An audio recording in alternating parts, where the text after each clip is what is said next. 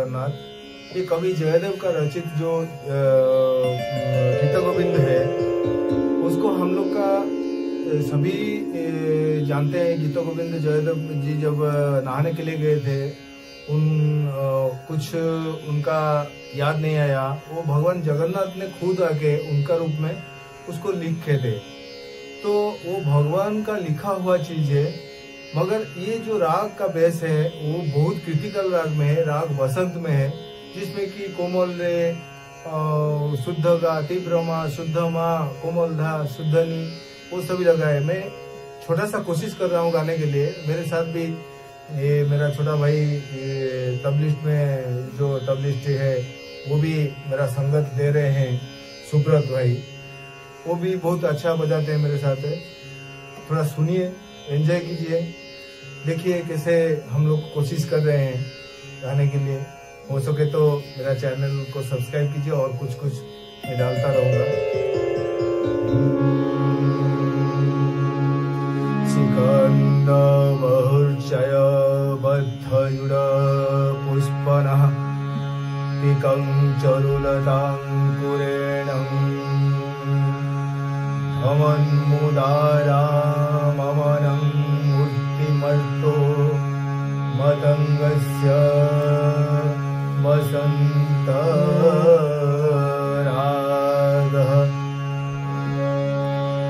ललितालवङ्गलता